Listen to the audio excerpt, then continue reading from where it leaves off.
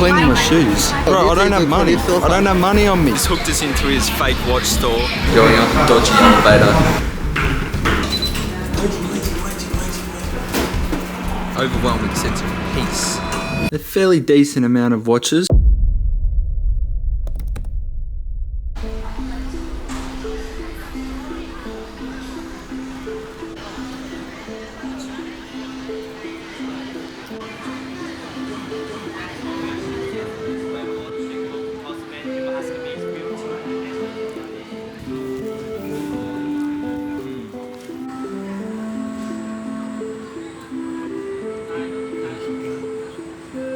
You get an overwhelming sense of peace.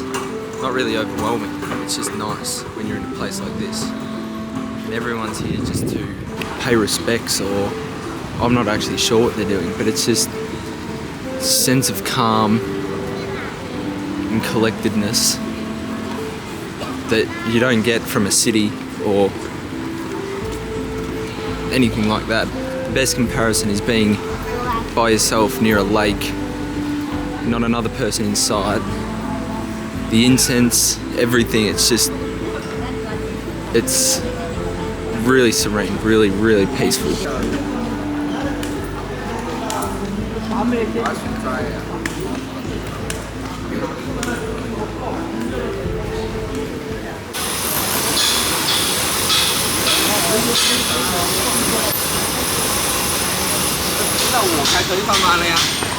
Chinese version of Shibuya Crossing. Look at that. Yes. He's cleaning my shoes. This is the Kali t-shirt. Bro, I don't have money. I don't have money on me. Where are you from? Australia. Look. Gali. Okay. No water. Yeah, let's see. Yeah, good stuff. He's rubbing pretty hard though. How much is it? Okay. This one? $20. Oh, it's a lot. I don't even have money. No, How much is it? 99.8. Oh, he's doing my shoes, both my shoes now. Okay. Look.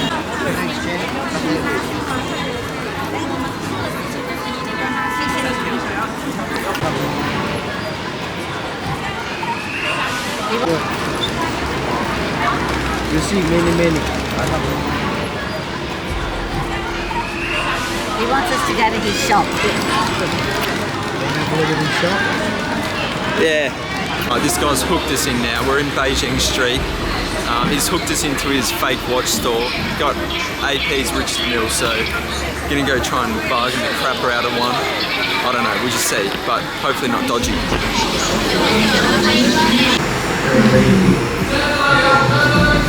Going up a dodgy elevator. Cross fingers we don't. You better be taking us to the right spot. Jesus. We better get a good deal here, I swear to God. This is dodge. This is so dodge. Alright.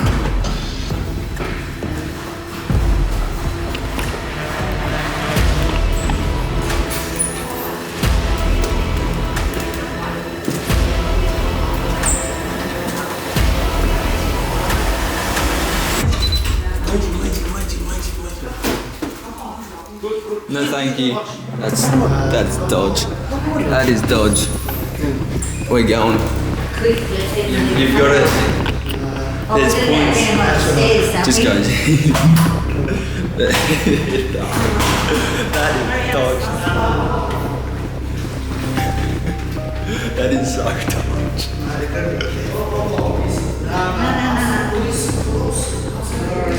Don't harvest our organs.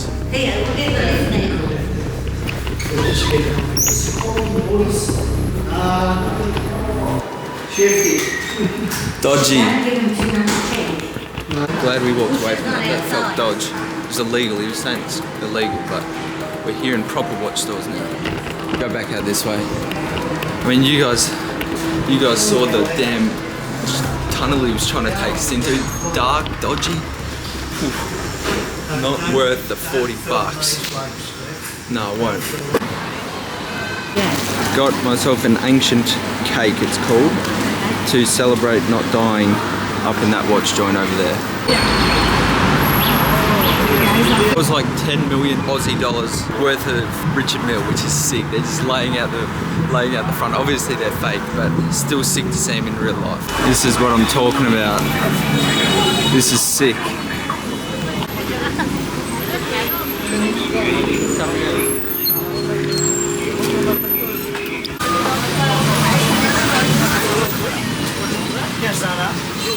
I mean, come on, did you even try?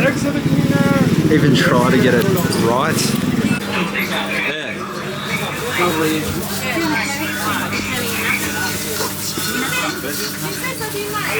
Oh, this is sick. I've broken away from my grandparents' home. Definitely shouldn't have, because it's like amazing here. Completely lost.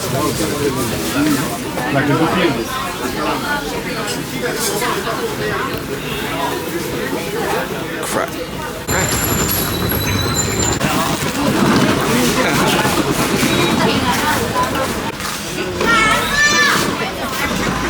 There is seriously no better thing to do in a different country than go and shop in places like that. It's so much fun as they shoot up a big price that's already sort of low, and you're just there bartering down as much as you can. I used the Chinese lucky number 888, but I used 88 a lot, and that got them. Trying to figure out where we're going. A lot of fun, and I probably got like hundreds of grand's worth of fake watches, and I saved like hundreds of dollars, so it was cool. It's a lot of fun. So guys, saying we picked up today is a bit of an understatement. We've got a fairly decent amount of watches. So we've got a Patek Philippe, an RM, Rolex, another RM, Cartier, Cartier, Cartier. By the way, none of these are mine, and I want to explain real quick why. I feel like you should buy watches not because of the brand and because it looks cool, but because you earn them. I'm not actually going to wear any of these. I'm giving them to my family. I hope they like them. But there's a little bit of, you could say, philosophy, being patient, and hopefully be able to afford a watch similar to this if this big China trip works out. Then again, I don't know, just good philosophy and mindset to have, and a lot of fun to bargain, so very worthwhile. These were about 80 bucks, so pretty much I got them down from $6.2 million roundabout to 80 bucks Australian, so that was a lot of fun today. I don't know if this is a good time to do this, but I thought why not just chuck it on as a log. This trip has been absolutely insane.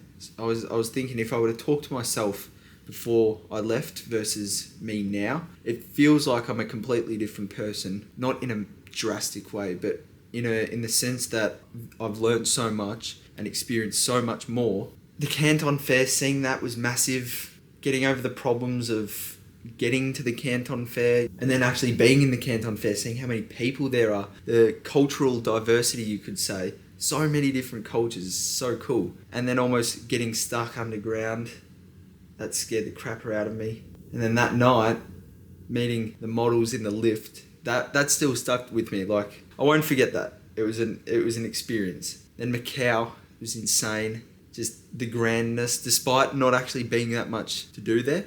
It was just amazing to see, and all those watches. And then back to the Canton Fair, we had our first day. I was so pumped, and then I was just shot into the ground, and I thought, oh Christ, no one can do this.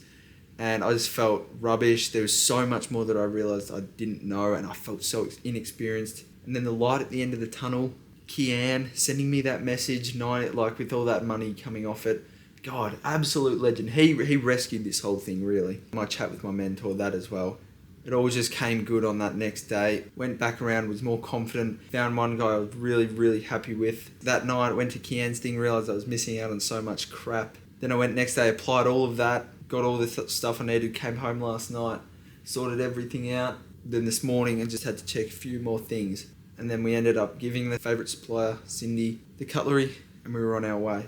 And then, of course, all those watches, the $6.2 million worth of fake watches. That's just so good. I'm very excited to give them away. But I know this trip has had its downs, and I'm certainly out of my place here, but it was the most amazing experience and life-changing experience. And if you want to do something, don't bother learning about the theoretical side of it. Don't spend all your time researching it, trying to get perfect. Just go and put yourself into that position to do it. Set yourself up a project, then start to learn about it, because you've got this pressure to learn about it rather than just thinking, oh, I want to get everything right before I start. I could go on about that, I won't. But being here, practically doing everything, and dealing with suppliers instead of searching up how to do it. Didn't come into this perfect anyway, and I didn't leave it perfect, but certainly learned a lot more than what I would have if I just stayed at home. Anyway, that's about it. On to the next part of the chapter, which is selling these things. But to be honest, I have no idea how to sell these things. So stick around on my YouTube to see how I figure it out, because again, I'm practically doing things. I'm launching myself into the deep end, not wasting crap time on theoretical stuff. Just going to start doing it and hope we can figure it out. So it's going to be awesome. See you guys next time.